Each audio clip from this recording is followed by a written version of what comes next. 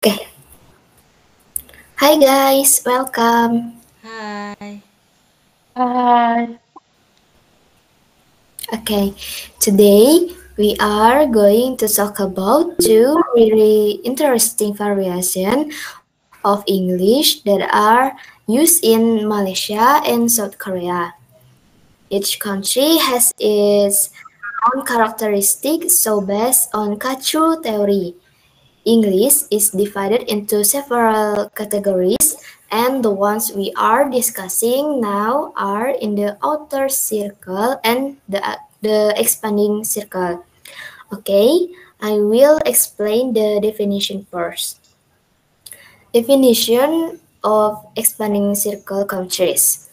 Expanding circle countries are countries where English is spoken as a foreign language. English has no official status or significant colonial history with English-speaking countries. Function of English used primarily for international communication, trade, tourism, and education. One example is South Korea. In this country, English is studied in schools or course but rarely used in daily life. The local language remains the main language for communication in government, education, and social life. Definition of outer circle countries. Outer circle countries are former British colonies, where English has official or semi-official status. English is widely used in government, education, law, media, and business system. Function of English as a second language used in formal and often informal communication. For example is Malaysia. In this country, English is not only an international communication tool, but also an important part of the culture and government system.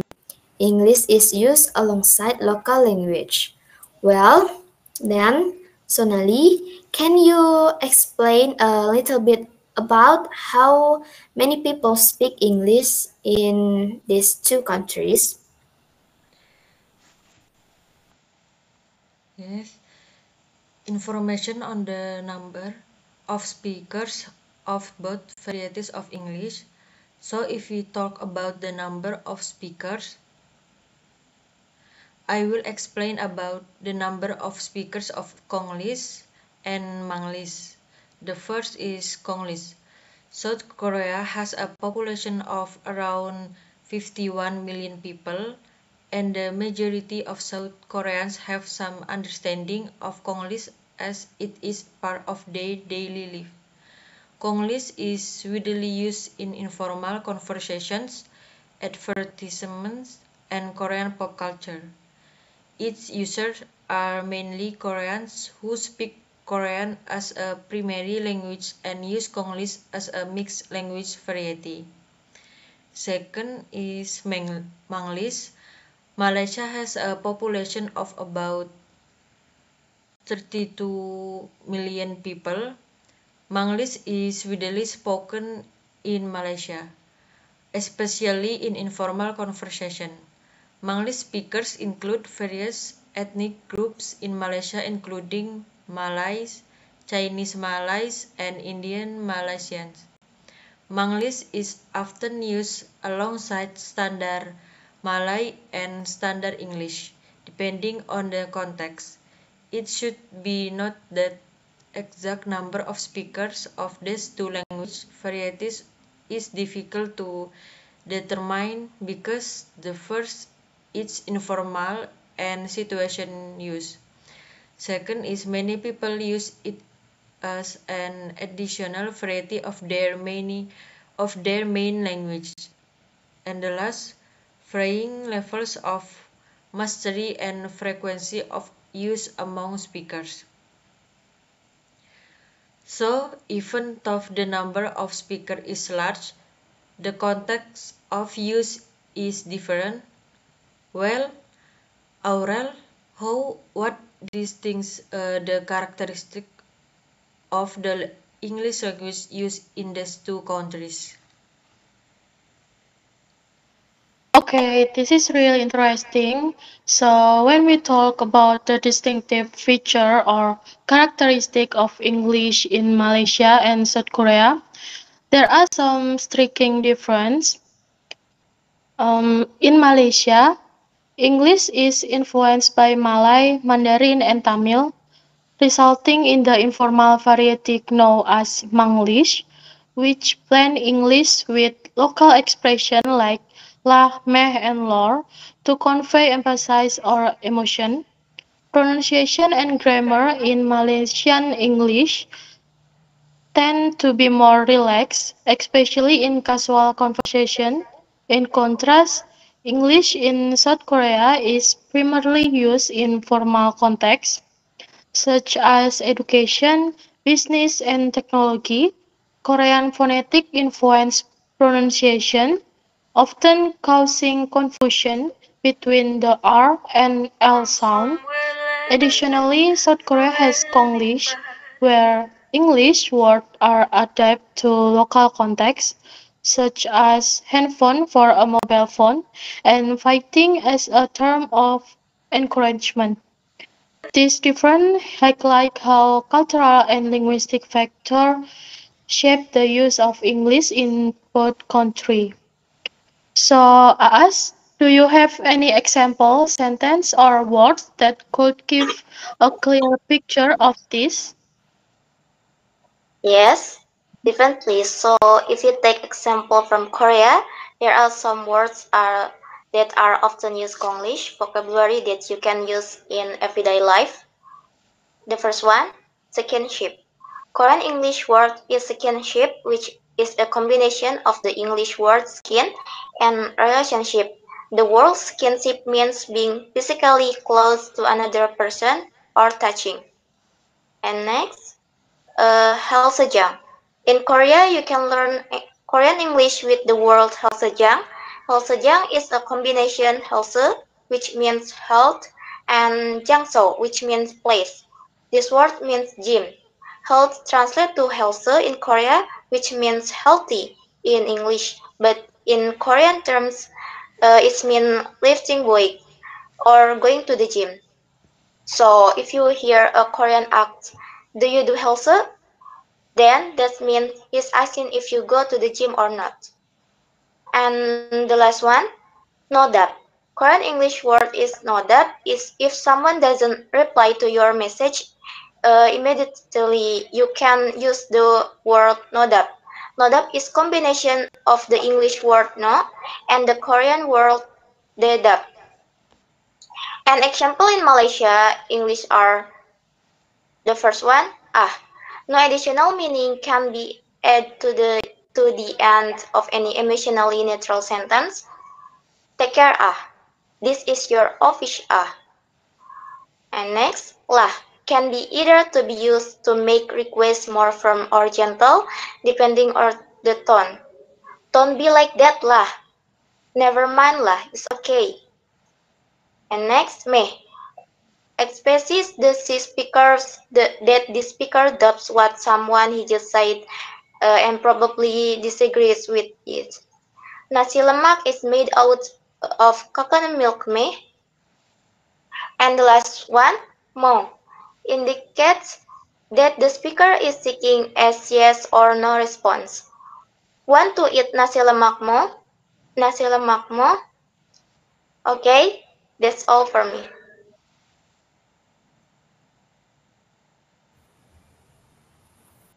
Okay, so guys, what do you think about the future of the language variation of these two countries? Maybe Aurel can explain it first, please.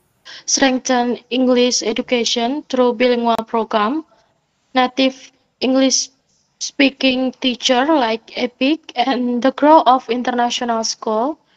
English proficiency tests like TOEIC and IELTS motivate early learning while technology, AI apps, online classes enhance interactive study. Programs like the Global Korea Scholarship or GKS also support studying abroad. These efforts ensure English remains vital in education and the workforce.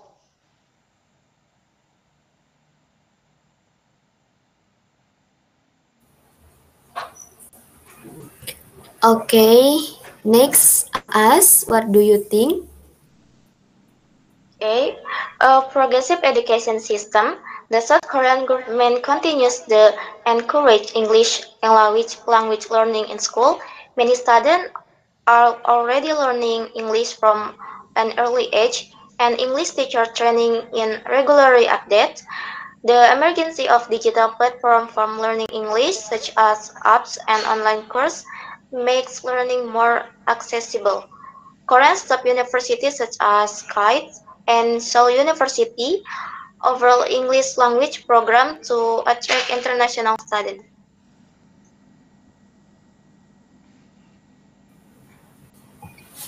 Okay, next, Sonali, what do you think? Okay, Malaysia or outer circle, the future of English use. The first, English as a competitive tool.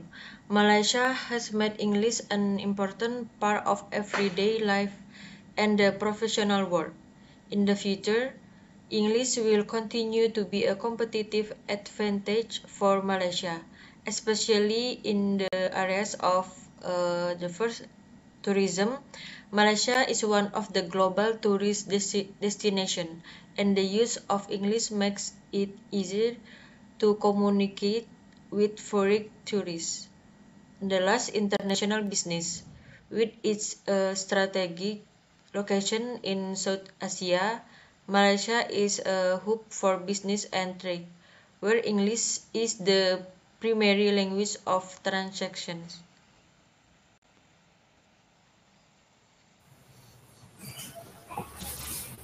Okay, maybe I think English-based education, it could be possible. Many universities in Malaysia offer English-based international programs. This will help Malaysia attract more international students and improve the competitive of their workforce in the global market. For example, Malaysia has open branches of international universities such as Monash University and the University of Nottingham, which increases the use of English. Okay, guys, thank you for your cut ya cut. Okay, guys, thank you for your explain. Good job. Very interesting discussion. From the discussion, we can see that even though Malaysia and South Korea both use English, the way they use English is highly influenced by the local culture and social condition in each country. Thank you so much to Sonali, Aurel, and Aas for sharing your insights. And thank you to those of you who have watched this discussion. I hope you got a lot of new insights about the variety of English in these two countries. See you in the next discussion. See you.